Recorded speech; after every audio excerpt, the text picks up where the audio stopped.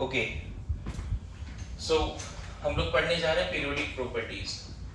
Periodic properties periodic properties में दो तरह के हैं बच्चे, physical periodic properties, full form लिखना तुम, फिजिकल पीरियोडिक प्रॉपर्टीज, एंड दूसरा क्या है, केमिकल पीरियोडिक प्रॉपर्टीज।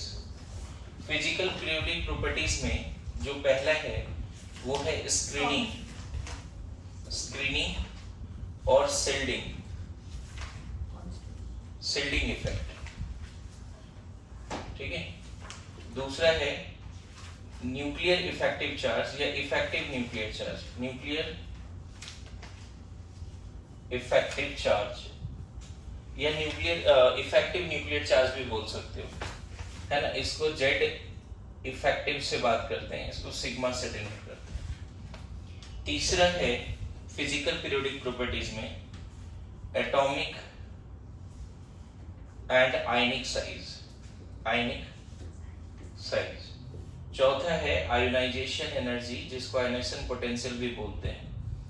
पांचवा है इलेक्ट्रॉन एफिनिटी, जिसको इलेक्ट्रॉन गेन इंथैल्पी भी बोलते हैं, पढ़ेंगे हम लोग। सिक्स्थ है इलेक्ट्रोनेगेटिविटी। ये सारे पार्ट, और कम से कम मैं बताऊं सभी पे, एटलीस्ट इन सब पे 100 क्वेश्चन करने का जरूरत है। एटॉमिक साइज पे 100 क्वेश्चन, और अभी रिपीटर बैच में इन सब पे, मतलब मान के चलो कि सिर्फ इन सब पे उन लोग को हमेशा डीपीपी चाहिए कि सर सिर्फ आईपी पे डीपीपी दे दीजिए, तो 200-300 क्वेश्चन का डीपीपी उन लोग को बहुत दिया है। जैसे अभी आपको 350 क्वेश्चंस का क्वांटम नंबर का दिया था, तो वैसे ही है ना। फर्क ये वो सॉल्व करते हैं, आप तो रख लेते हो बस। नहीं सर, 200 हो गए पक्का? कितने हो गए? 150 क्वांटम नंबर वाले। उधर लास्ट में कितने हुए? कंप्लीट हुआ? सर मैंने वो जीन का मॉडल किया है। सही है। सर मैंने भी चाहिए था मॉडल। बेसिक क्वेश्चंस के लिए दिया था वो, और उसमें अच्छे क्वेश्चंस भी नो डाउट, लेकिन एक तरह का बार बार क्वेश्चन रिपीट होता है तो अच्छे से सीख जाते हैं। बहुत सारे क्वेश्चंस बस कमांड हो जाना चाहिए, मुझे नहीं जरूरत है कि तुम 300 क्वेश्चन करके ही सीखो। इतना क्वेश्चन जरूर कर लो कि नेक्स्ट टाइम क्वांटम नंबर के क्वेश्चन में गलतियां ना हो, इलेक्ट्रॉनिक कॉन्फ़िगरेशन में गलतियां ना हो। वो कमांड नहीं आ रहा है, और बहुत बार क्या होता है ना कि इट्स नॉट अबाउट कि मैं नहीं कर पाऊंगा, इट्स अबाउट कि कितने टाइम में हम कर रहे हैं। आपके पास टाइम बहुत कम रहता है ना एग्जाम में, तो आप टाइमर लगा के हाफ मिनट में 20 सेकेंड्स में क्वेश्चन सॉल्व करने की कोशिश करो। उसका वो प्रैक्टिस के लिए है ना। अच्छा, इसमें क्या क्या है देखो, तो इसमें पहला है नेचर ऑफ ऑक्साइड्स। अब 9-10 में भी पढ़े होंगे एसिड बेस सॉल्ट, तो वहां पे बोला जाता है metallic oxides are basic, non metallic oxides are acidic, some oxides are amphoteric, some oxides are neutral. तो इसमें भी 4 टाइप है बच्चे, है ना, ठीक है। बेसिक ऑक्साइड है ना, एसिडिक ऑक्साइड नहीं, neutral oxide and amphoteric oxide, ये सब सीखना है ना। उसके बाद यहीं पर सीखना है nature of hydroxides, nature of hydroxides. तो पहला दूसरा हो गया। तीसरा आपको सीखना है नेचर ऑफ हाइड्राइड्स एंड चौथा है इसमें nature of oxy acid, nature of oxy acids क्या होता है हम लोग सीखेंगे धीरे धीरे। तो ये सिलेबस है जिस पे मतलब मान के चलो कि 1000 क्वेश्चन भी कर रहे हैं प्रैक्टिस के साथ, ताकि सब याद हो जाए उस तरह से। और इसमें ना क्वेश्चन सॉल्विंग नहीं है, आपको एकदम फैक्चुअल लगेगा कि ऑर्डर का साइज, ऑर्डर साइज का ऑर्डर पूछ लिया, आयनाइजेशन एनर्जी का ऑर्डर पूछ लिया, इलेक्ट्रॉन एफिनिटी का ऑर्डर पूछ लिया, इलेक्ट्रोनेगेटिविटी का ऑर्डर पूछ लिया, 4 एलिमेंट दिया और ऑर्डर पूछ लिया। मेरी बात समझ रहे हो? जैसे आपको याद होगा कि 4 सेट ऑफ क्वांटम नंबर दिया और पूछा बताओ किसकी एनर्जी ज्यादा है, ऐसा होता है ना question. 4 set of quantum number दे दिया, 4 एलिमेंट का ABCD का, और मैंने क्वांटम नंबर के बेसिस पे पूछा कि बताइए किसकी एनर्जी सबसे ज्यादा है। उसी तरह से यहाँ पे क्वेश्चंस बनते हैं। सिलेबस समझ में आया सबको जी? ये मैंने उस दिन भी बताया था जब चैप्टर स्टार्ट हुई थी, एक बार फिर से, क्योंकि अब हम तरीके से ये दोनों पहले सीखते हैं, फिर ये सीक्वेंस में सीखना शुरू करते हैं। बढ़े आगे, क्या ये लिखना है सिलेबस? आगे बढ़े फिर। नहीं सर। देखो रिवीजन में यही चीज ध्यान में रखना है।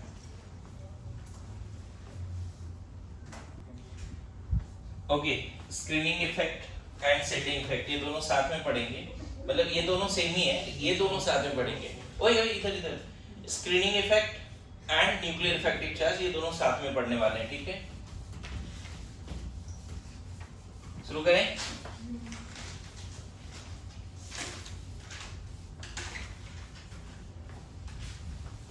देखिए इतना आसान नहीं लो चैप्टर को, पढ़ाया बहुत अच्छे से, बहुत इंफॉर्मेशन है, एंड लास्ट में लगेगा कि बहुत सारी चीजें याद करनी है, ठीक है? तो सबसे पहले हमने क्या बोला, स्क्रीनिंग इफेक्ट या shielding effect, full form same ही है ना? इसको हमने सिग्मा बोला है। एंड दूसरा डेफिनेशन जो है जेड इफेक्टिव, दोनों साथ में अभी हम लोग समझते हैं। ये बताओ, अगर सिर्फ हाइड्रोजन एटम है, H like atom, H like atom के पास न्यूक्लियस में प्रोटॉन है और इसके फील्ड के अंदर सिर्फ एक इलेक्ट्रॉन है, मानते हो? किसी ना किसी ऑर्बिट में होगा, बोलो। अरे यस नो, nth ऑर्बिट में होगा, बोर मॉडल याद करो थोड़ा बहुत। H लाइक एटम में कितने इलेक्ट्रॉन्स हैं? H लाइक एटम का मतलब क्या, सिंगल इलेक्ट्रॉन? प्रोटॉन बहुत सारे हो सकते हैं, अगर हाइड्रोजन है तो एक प्रोटॉन है ना, He प्लस है तो दो प्रोटॉन लेकिन इलेक्ट्रॉन एक ही है ना, Li+2 है तो प्रोटॉन 3 हो गया लेकिन इलेक्ट्रॉन एक ही है अभी भी, बोलो। H लाइक एटम आता है समझ में? B+3 हो गया तो प्रोटॉन 4 हो गया लेकिन इलेक्ट्रॉन एक ही है। बताओ इन H लाइक एटम क्या इलेक्ट्रॉन इलेक्ट्रॉन रिपल्सन है? H लाइक एटम में इलेक्ट्रॉन इलेक्ट्रॉन रिपल्सन है ही नहीं, क्योंकि इलेक्ट्रॉन ही एक है।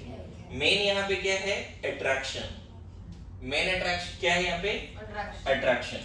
दूसरा बताओ मल्टी इलेक्ट्रॉन एटम में क्या, multi electron atom, for example obviously nucleus में प्रोटॉन और न्यूट्रॉन होगा और इस फील्ड के अंदर क्या होगा बताओ, बहुत सारे इलेक्ट्रॉन होंगे यहाँ पे।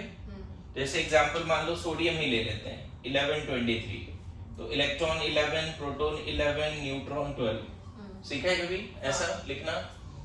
तो न्यूक्लियस में प्रोटॉन कितने हैं, 11, और न्यूट्रॉन कितने हैं, 12। और अगर हम कॉन्फ़िगरेशन इसका लिखें 1s2 2s2 2p6 3s1 होगा।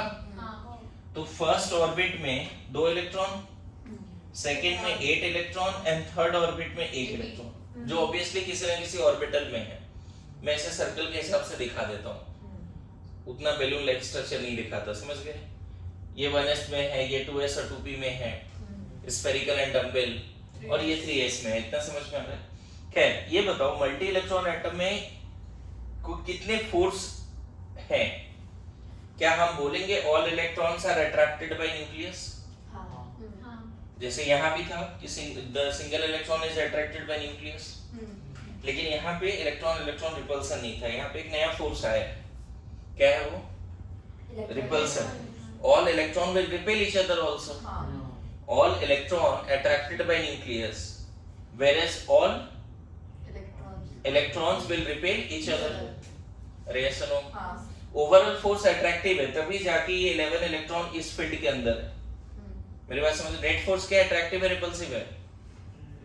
नेट फोर्स अट्रैक्टिव है। मेरी बात आ रही है समझ में? तो देखो जो शिल्डिंग इफेक्ट है, स्क्रीनिंग इफेक्ट है, सिंपल एक definition, the repulsion among the electrons is called shielding effect. Repulsion among the electrons is called shielding effect और स्क्रीनिंग इफेक्ट। मेरी बात समझ रहे हो? ये जो इलेक्ट्रॉन्स आपस में सब पे नेगेटिवली चार्ज्ड है, आपस में वो क्या करेगा, एक दूसरे को रिपेल करेगा। उसी रिपल्सन का दूसरा नाम क्या है? Shielding effect. मतलब एक दूसरे को शील्ड कर रहा है, एक दूसरे को स्क्रीन कर रहा है।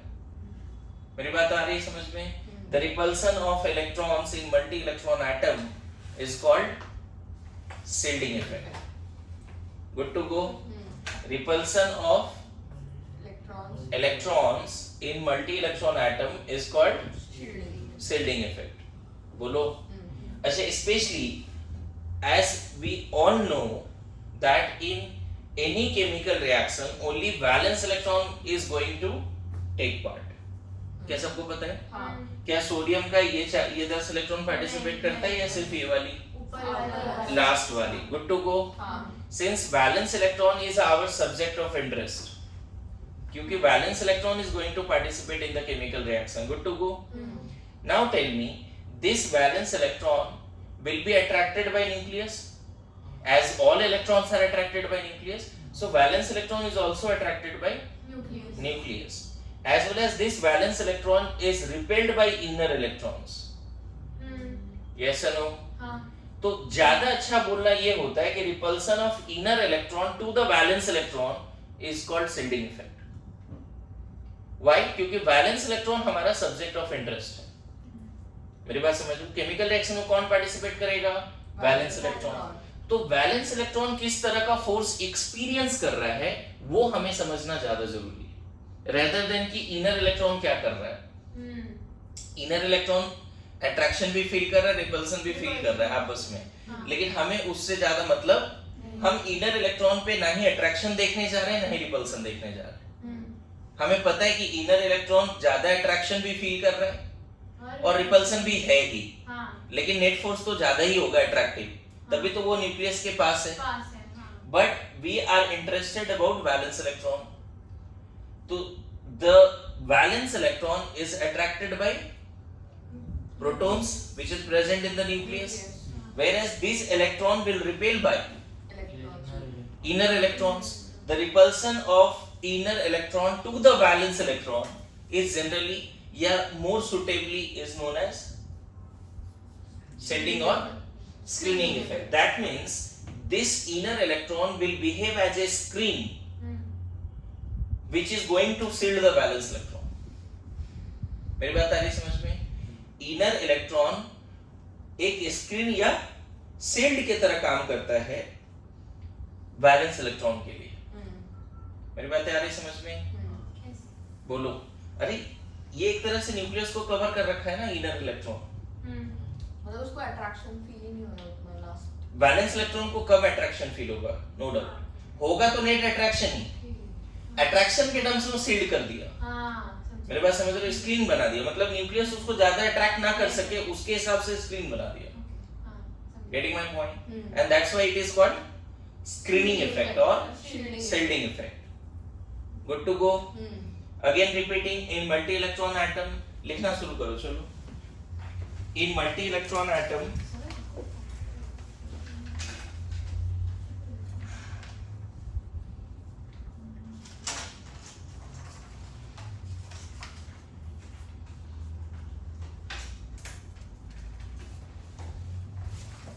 पेज नंबर मॉड्यूल का 15 में आप देख सकते हो. Screening nuclear effective nuclear charge and shielding effect दोनों साथ में है एक जगह पे. पेज नंबर 15 का बी टॉपिक देखो, दिख रहा है? Outer electron experiences two opposing forces. मिला? पेज नंबर 15 क्या है? Force of attraction from the nucleus and the force of repulsion from inner electron. क्या लिखा है? Suppose inner electrons are not present, then the force of attraction experienced by valence electron will be greater than it actually experienced because of electronic repulsion weakens the force of attraction. अभी ये पूरा part नहीं लिखना है, जो अभी मैं बता रहा हूँ वो लिखना है. इसको पढ़ लेंगे हम लोग, लेकिन बातें नहीं. हाँ लिखिए.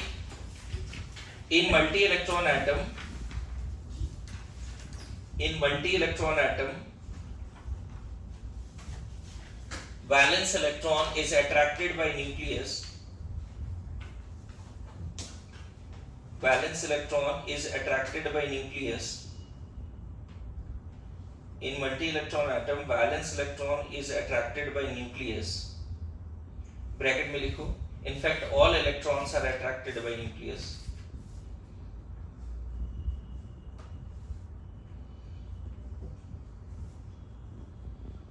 In fact, all electrons are attracted by nucleus. Bracket close.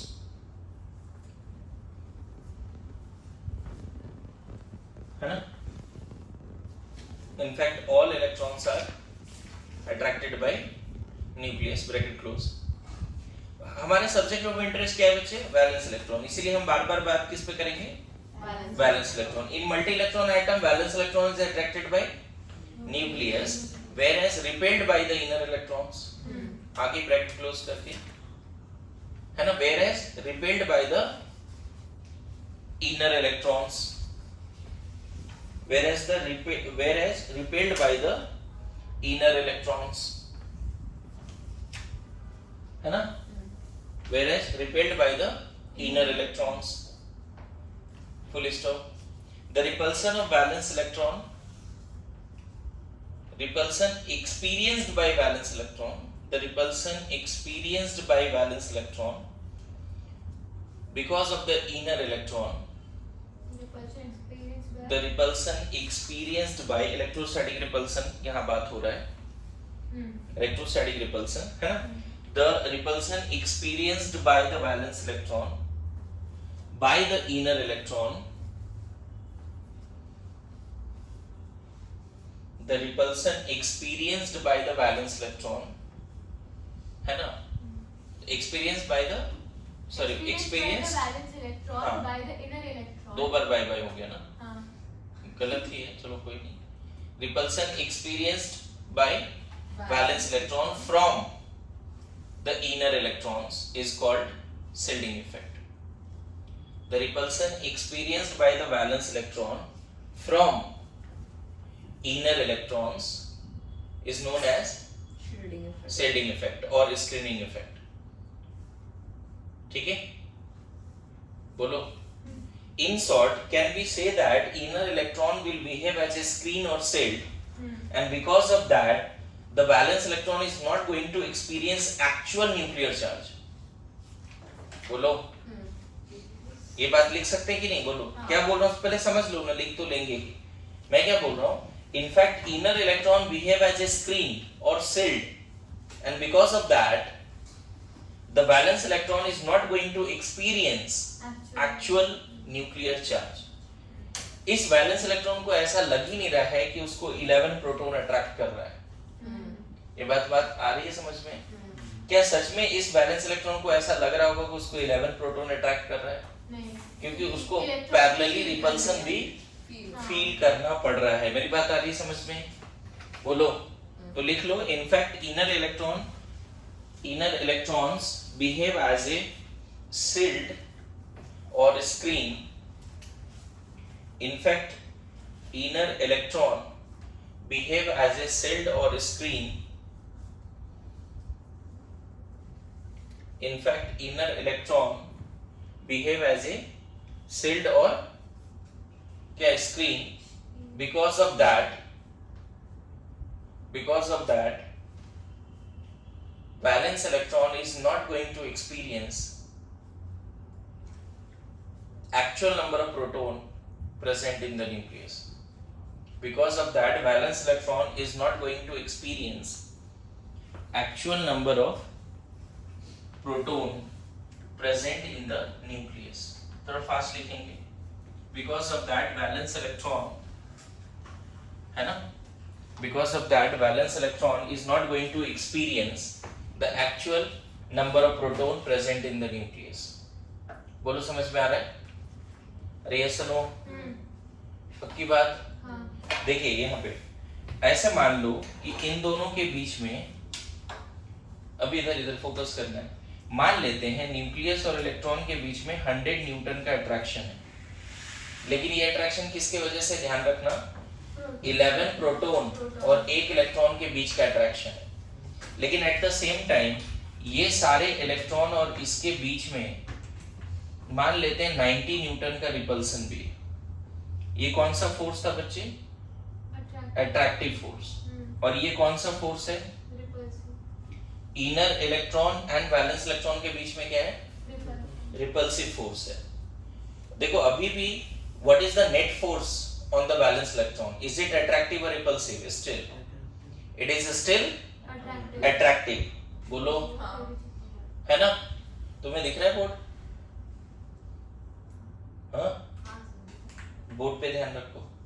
हाँ, अभी भी नेट फोर्स क्या है बताओ? अट्रैक्शन। 11 प्रोटॉन और इलेक्ट्रॉन के बीच में अट्रैक्शन कितनी है? 100 न्यूटन की। और ऐसा मान लिया समझाने के लिए, तुम्हें समझाने के लिए चीजें चल रही है ना। और बैलेंस इलेक्ट्रॉन और इनर इलेक्ट्रॉन के बीच में रिपल्सन कितना है? 90। नेट फोर्स अभी भी क्या है? 100। तो ये जो रिपल्सन है ना, वही क्या है? एक तरह से शिल्डिंग इफेक्ट है। The repulsion experienced by the valence electron from the inner electron is called shielding effect. More repulsion, more shielding. More shielding, more repulsion, vice versa. ज्यादा shielding हो रहा है तो हम क्या बोलेंगे? जो वैलेंस इलेक्ट्रॉन है वो ज्यादा रिपल्सन फील कर रहा है। अरे ये सुनो, देखो ये चीजें क्यों पढ़ रहे हैं, थोड़ा सा एक फ्यूचर के रिस्पेक्ट में बात करता हूँ। आगे चल के मैं पूछूंगा कि कौन सा, किस एटम से इलेक्ट्रॉन निकालना आसान है। तो एक, मान लो 2 एटम दे दिया, अब बोला बताओ किससे इलेक्ट्रॉन निकालना आसान है। तो हम बोलेंगे कि एक ऐसा एटम जिसमें शील्डिंग ज्यादा है उससे इलेक्ट्रॉन निकालना आसान है। शील्डिंग ज्यादा है मतलब valence electron already repulsion feel कर रहा है, तो उससे इलेक्ट्रॉन निकालना आसान है। शील्डिंग ज्यादा होगा तो आयनाइजेशन एनर्जी कम लगेगी। बात समझे? मोर शील्डिंग मतलब less ionization energy. Yes no? अच्छा, मोर शील्डिंग होगा तो साइज भी थोड़ा ज्यादा होगा एटम का, क्योंकि वैलेंस इलेक्ट्रॉन ज्यादा रिपल्सन फील कर रहा है तो वैलेंस इलेक्ट्रॉन थोड़ा न्यूक्लियस से दूर जाएगा, उसका इलेक्ट्रॉन क्लाउड थोड़ा स्कैटर्ड होगा। इसलिए ये चीजें पढ़ रहे हैं अभी। फ्यूचर में shielding effect will be one of the factor जो आयनाइजेशन एनर्जी को डिसाइड करेगा, जो साइज को डिसाइड करेगा। मेरी बात आ रही समझ में? One of the factor, not only this factor but there are lots of factor, जिसमें से एक ये फैक्टर सीखना जरूरी है। Yes no? नेट फोर्स क्या है? अट्रैक्टिव। नेट फोर्स क्या है? अगर मैं बोलूं यहाँ नेट फोर्स क्या है? F attraction minus F repulsion, ये नेट फोर्स होगा। और नेट फोर्स अट्रैक्टिव है। अब मुझे बताओ कि ये रिपल्सन अगर हटा दें, अगर इनर इलेक्ट्रॉन हटा दें, तो वैलेंस इलेक्ट्रॉन को कितना फोर्स फील होगा? पूरे 11 प्रोटॉन का। बोलो। लेकिन इसकी वजह से, इस इनर इलेक्ट्रॉन के वजह से, क्या इसको ऐसा लग रहा है कि इसके अंदर 11 प्रोटॉन है? नहीं।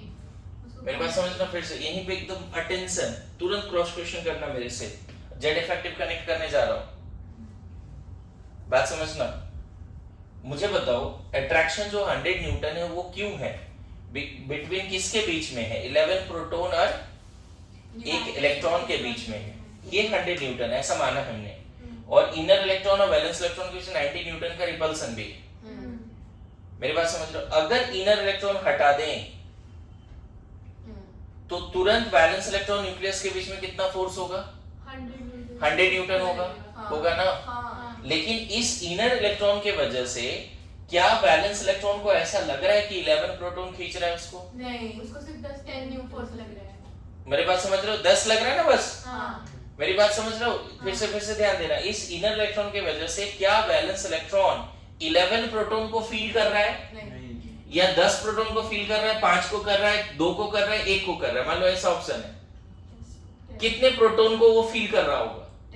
10 तो नहीं, 11 तो नहीं कर रहा होगा फॉर श्योर। उसको लग रहा होगा हार्डली 2-4 प्रोटॉन उसको खींच रहा है। अरे यस नो? मेरी बात समझ रहे हो? तो होता क्या है कि जो नेट फोर्स के कॉरस्पॉन्डिंग जो चार्ज होगा, नेट फोर्स के कॉरस्पॉन्डिंग जो चार्ज होगा, that is called Z effective. मतलब उसको जो एक्चुअल में फील हो रहा है, 11 तो फील नहीं हो रहा है, उसको लग रहा है कि 2-4 प्रोटॉन उसको खींच रहा है, क्योंकि साथ साथ उसको रिपल्सन भी फील करना पड़ रहा है। मेरी बात समझ रहे हो? What is effective nuclear charge? The charge corresponding to net force of attraction in the nucleus is called effective nuclear charge. मेरी बात समझ में आ रहा है? Charge corresponding to net force of attraction in the nucleus for multi-electron atom. इस attraction repulsion का resultant क्या है? 10 न्यूटन। 10 न्यूटन के corresponding nucleus में कोई ना कोई चार्ज उसको लगता होगा कि 1-2 प्रोटॉन उसको अट्रैक्ट कर रहा है। That 1-2 proton is Z effective. इसलिए Z इफेक्टिव का फॉर्मूला है Z minus sigma. Z effective का फॉर्मूला क्या है? Actual number of proton minus repulsion, actual number of proton minus repulsion. मेरी बात आ रही समझ में? अगेन रिपीटिंग, आप ऐसा करो, इसको कोशिश करो कन्वर्ट करने का सिंगल इलेक्ट्रॉन एटम में। ध्यान देना, मैं अभी फिर से एकदम अटेंशन, हम हाइड्रोजन सोडियम को एक सिंगल इलेक्ट्रॉन एटम में चेंज करना चाहते हैं और इस तरह से चाहते हैं कि फर्स्ट ऑर्बिट का इलेक्ट्रॉन गायब कर देते हैं, सेकेंड ऑर्बिट का भी इलेक्ट्रॉन गायब कर देते हैं, थर्ड ऑर्बिट में सिर्फ एक इलेक्ट्रॉन रखते हैं। When we convert multi-electron atom into single electron atom such that इसके बीच का फोर्स वही रहे जो यहाँ पर है, यहाँ पे नेट फोर्स 10 ही रहना चाहिए। मेरी बात समझ में आ रहा है? Focus focus. मैं क्या बोल रहा हूँ, मैंने इनर इलेक्ट्रॉन हटा दी तो तुरंत फोर्स कितना हो गया? 100।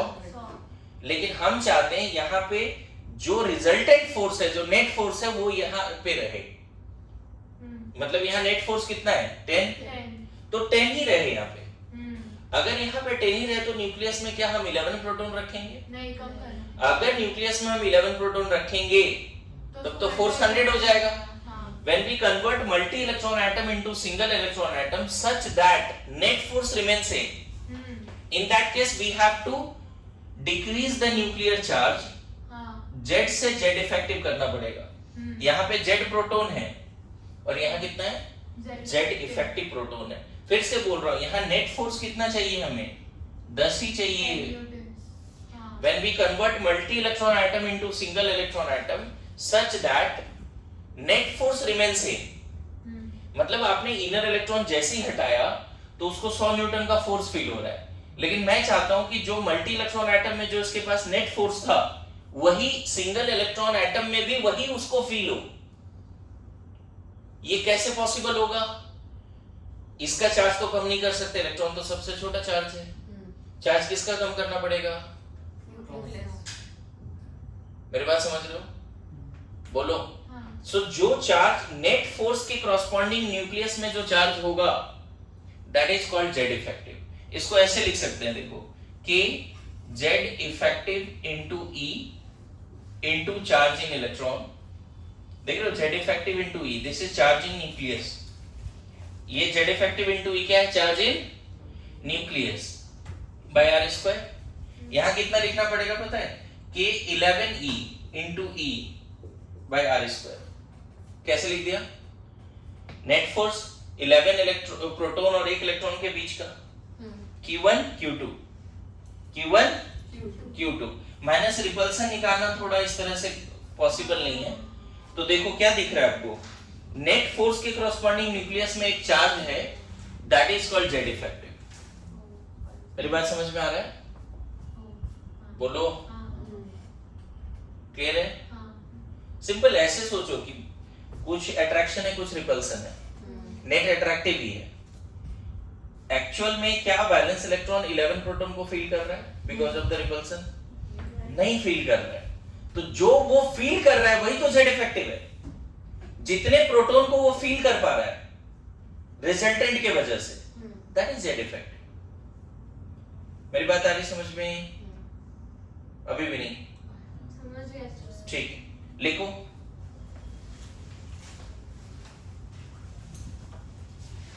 लिखो, the charge corresponding to net force of attraction in the nucleus is called Z effective. The charge corresponding to net force of attraction, the charge corresponding to net force of attraction in the nucleus, the charge corresponding to net force of attraction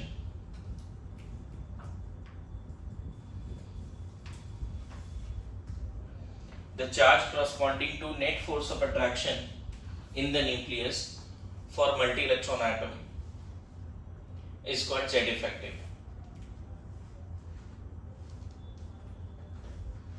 Is called Z effective. मुझे ये बताओ सब लोग, फिर से repeat कर देता हूँ। Charge corresponding to net force of attraction in the nucleus for multi-electron atom is called Z effective. मुझे ये बताओ, मल्टी इलेक्ट्रॉन एटम को सिंगल इलेक्ट्रॉन एटम में चेंज किया सच दैट वैलेंस इलेक्ट्रॉन जो यहाँ फील कर रहा है वही यहाँ फील करे। ऐसा ना हो कि यहाँ पे 10 न्यूटन नेट है तो यहाँ पे नेट ज्यादा कर दिया। फिर से समझो, अगर मल्टी इलेक्ट्रॉन एटम को सिंगल इलेक्ट्रॉन एटम में चेंज कर रहे हैं, मान लो समझाने के लिए, सच दैट जो यहाँ नेट फोर्स था यहाँ भी वही हो, कैसे पॉसिबल है ये? इनर इलेक्ट्रॉन तुमने हटा दिया तभी तो मल्टी इलेक्ट्रॉन एटम सिंगल में जाएगा। इनर इलेक्ट्रॉन हटा दिया तो रिपल्सन तो खत्म ही कर दिया तुमने, सडनली अट्रैक्शन बढ़ जाएगा ना। लेकिन मैं चाहता हूं सिंगल इलेक्ट्रॉन में जाने के बाद भी अट्रैक्शन वही रहे जो यहाँ पे था, नेट। क्या पॉसिबल है? There is only one way out. क्या है? क्या प्रोटॉन कम करने पड़ेंगे? अरे ऐसा नो, अगर मान लो यहाँ 11 प्रोटॉन ही रख दें तब तो कितना फोर्स हो जाएगा? 100 न्यूटन। आपको क्या करना पड़ेगा? न्यूक्लियस में चार्ज कम करने पड़ेंगे। Good to go? बोलो, समझ में आ रहा है? लिखो, because of the repulsion of inner electron, because of the repulsion of inner electrons, bracket में शिल्डिंग इफेक्ट बोल सकते हो, because of the repulsion of inner electron, because of the repulsion of inner electron, valence electron, because of the repulsion of inner electron, valence electron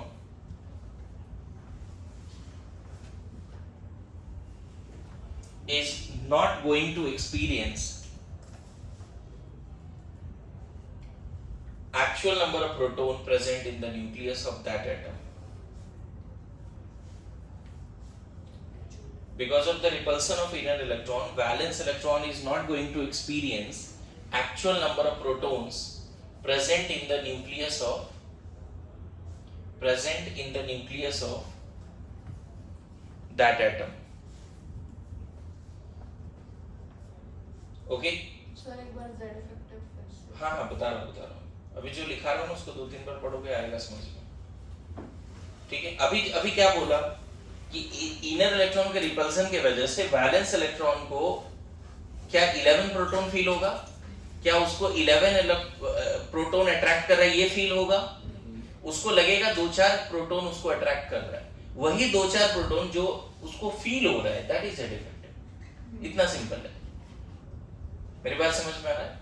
Because of the repulsion of inner electron, valence electron is not going to experience actual number of proton present in the nucleus, है ना?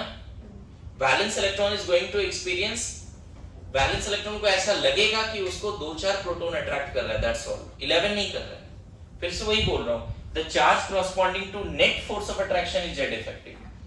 10 Newton के corresponding net force क्या है? 10 Newton, जैसा समझाया है, उस 10 Newton के corresponding जो फोर्स है वही है Z effective।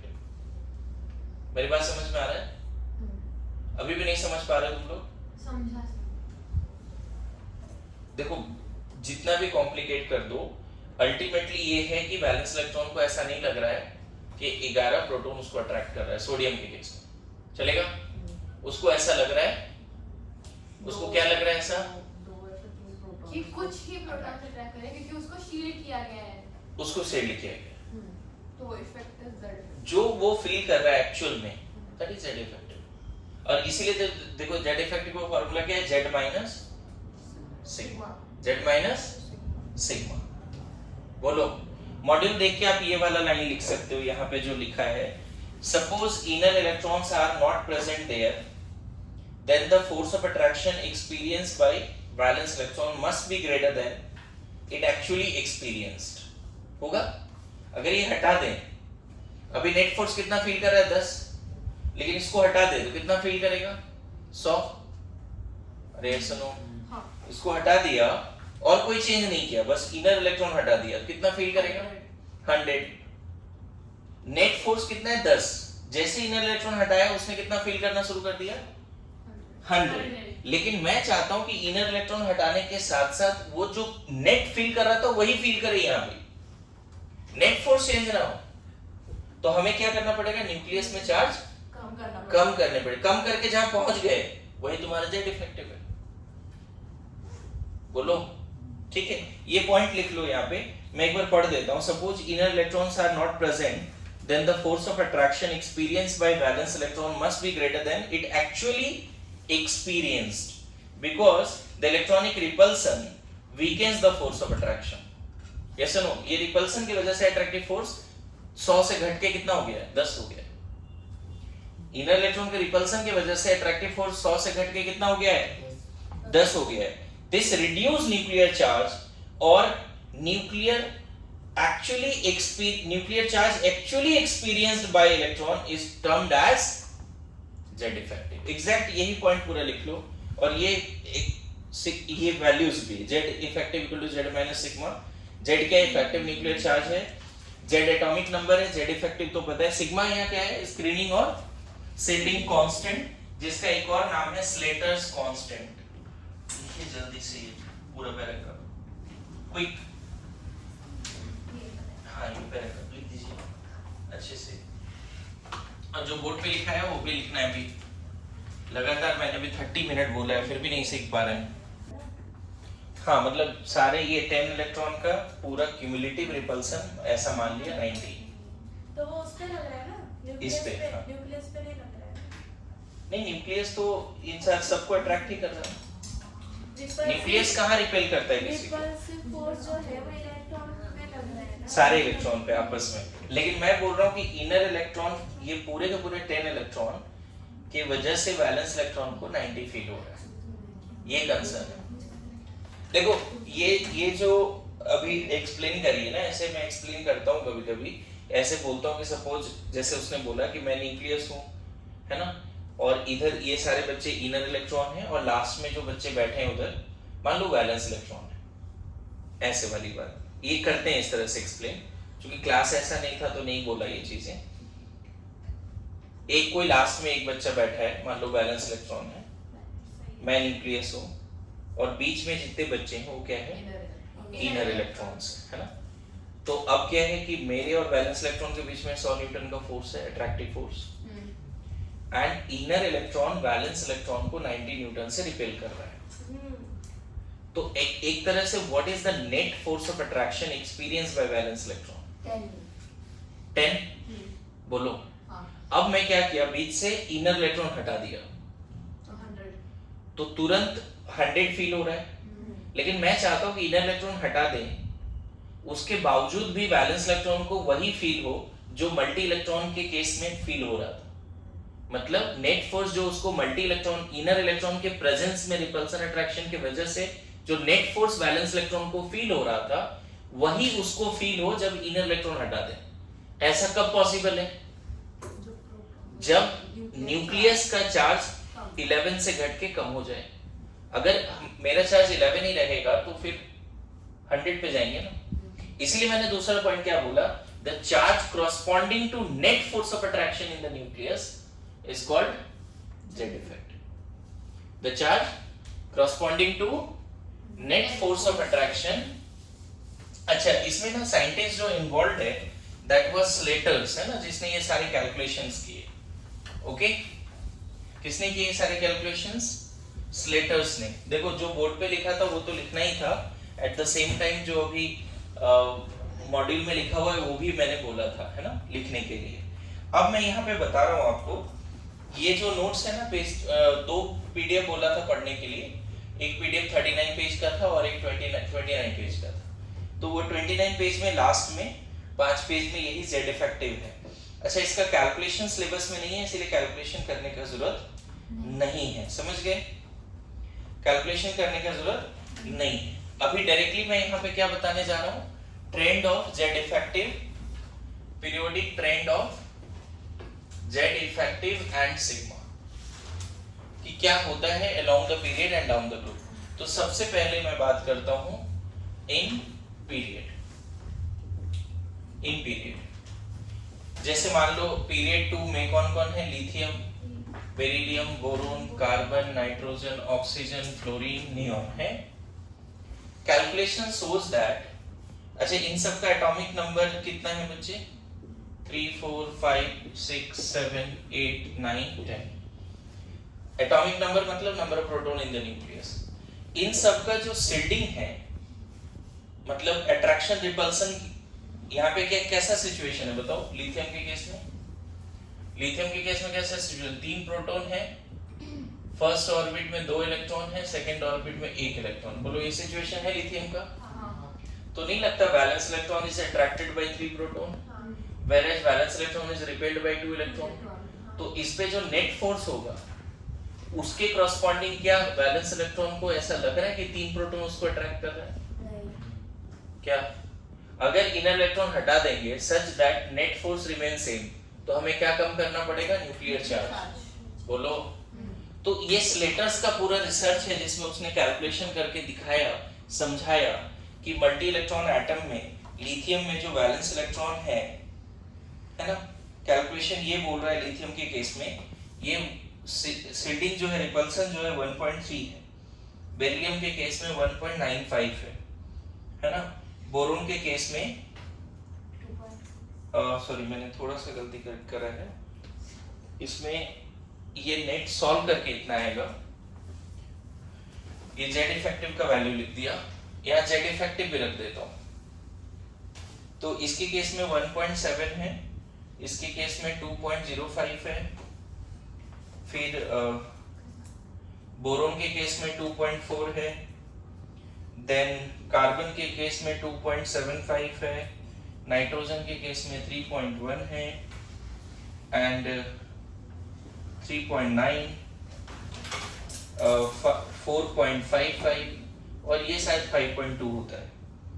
मुझे बताओ।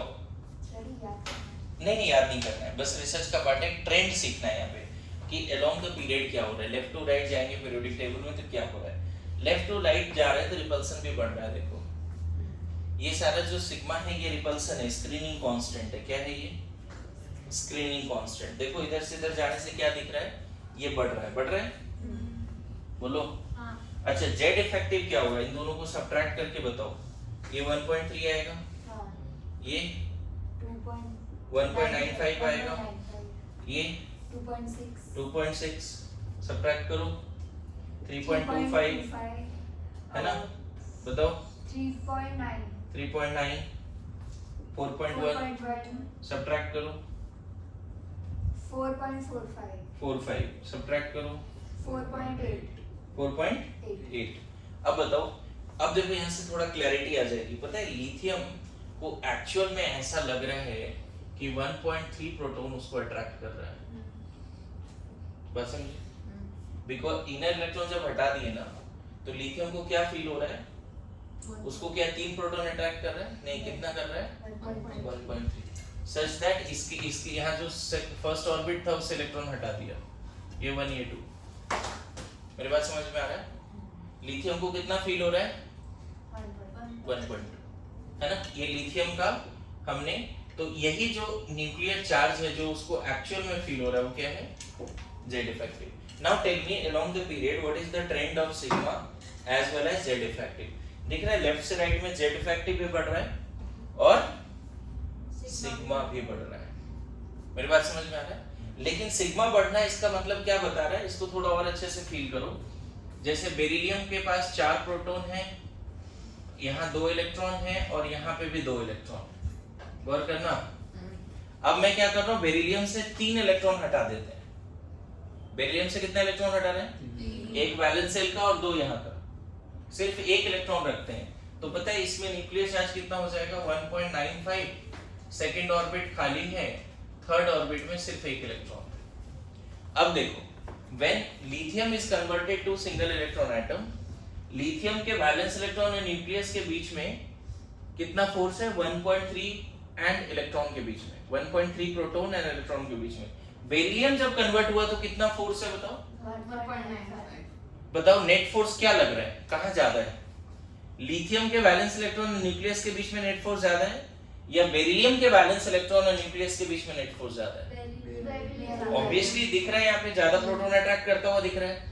ऐसे नॉर्मल तरीके से देखो, यहाँ 4 इलेक्ट्रॉन है, 4 प्रोटॉन है, 3 इलेक्ट्रॉन है, 3 प्रोटॉन है। लेकिन when lithium is converted to single electron atom, what happened? Lithium के वैलेंस इलेक्ट्रॉन को ऐसा लग रहा है कि उसको 1.3 प्रोटॉन एक्सपीरियंस कर रहा है, अट्रैक्ट कर रहा है। यस और नो? कई बात समझ में आ रही है? ये भी समझाया अच्छे से, अनन्या भी अच्छे समझाई है। क्या बात हो रहा है यहाँ पे? इनर इलेक्ट्रॉन की वजह से इसको एक्चुअल में वो फील ही नहीं होगा कि उसको 3 प्रोटॉन अट्रैक्ट कर रहा है। इसके वजह से वैलेंस इलेक्ट्रॉन को क्या लग रहा है कि उसको 1.3 प्रोटॉन अट्रैक्ट कर रहा है। ये 1.3 ये सारी बातें किसका है? स्लेटर्स का कैलकुलेशन है जो आपके सिलेबस में नहीं है। बस ये डेटा मैं आपके सामने रख रहा हूं ताकि और ज्यादा क्लैरिटी आ जाए। अच्छा बताओ, क्या बेरिलियम के वैलेंस इलेक्ट्रॉन को ऐसा लग रहा है उसको 4 प्रोटॉन अट्रैक्ट कर रहा है? नहीं, क्योंकि उसको रिपल्सन भी फील करना पड़ रहा है। एक्चुअल में बेरिलियम के वैलेंस इलेक्ट्रॉन को ऐसा लगता है because of the repulsion of inner electron, because of the screening effect of inner electron, कि उसको 1.95 प्रोटॉन ही अट्रैक्ट कर रहा है। बोलो। तो बताओ, along the period net force of attraction between valence electron nucleus बढ़ रहा है घट रहा है? नेट फोर्स ऑफ अट्रैक्शन यहाँ पे देखो, ऐसे समझो, एक तरह से ये वाली बात है, मान लो ये 100 है और ये रिपल्सन यहाँ पे मान लो 90 है, ऐसा यहाँ पे ऐसे समझना। सपोज ये 120 है और यहाँ पे रिपल्सन जो है आपस में है ना 105 है, तो बताओ यहाँ नेट फोर्स कितना? 10 से। यहाँ नेट फोर्स कितने से? 15 से। मतलब along the period net force of attraction between valence electron और न्यूक्लियस क्या हो रहा है? इंक्रीज हो रहा है। बोलो। along the period net force of attraction between valence electron और न्यूक्लियस क्या हो रहा है? इंक्रीज हो रहा है। मेरी बातें आ रही समझ में सबको? पक्की बात।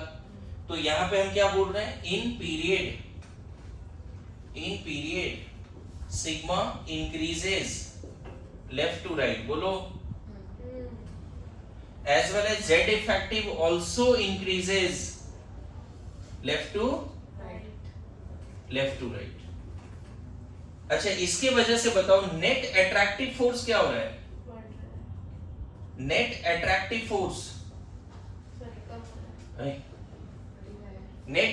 Force between valence electron nucleus क्या हो रहा है? देखो, ये भी बढ़ रहा है, ये भी बढ़ रहा है, लेकिन ओवरऑल डोमिनेटिंग फैक्टर क्या है? शिल्डिंग भी ज्यादा हो रहा है, लॉन्ग द पीरियड शिल्डिंग भी ज्यादा हो रहा है और जेड इफेक्टिव भी बढ़ रहा है, लेकिन डोमिनेटिंग क्या है? Z effective. मेरी बातें आ रही समझ में? जेड इफेक्टिव क्या हो रहा है? धीरे धीरे डोमिनेट कर रहा है। ये किसके बीच का बोल रहा हूं? Net force. Net force between, ये किसके बीच में बताओ? Between what? Electron and nucleus. बात समझे? बोलो। Between electron and nucleus. So what is the trend of Z effective along the period? इसको लिखो, जल्दी लिखो, जल्दी, क्विक। ध्यान रखना इस टॉपिक से कनेक्टेड आगे वाला पार्ट है ना, तो इसको सीखना पड़ेगा। एक बार जल्दी लिखिए इसको। इसमें क्या है, अलोंग द पीरियड क्या होता है वो नेक्स्ट क्लास में हम लोग करेंगे।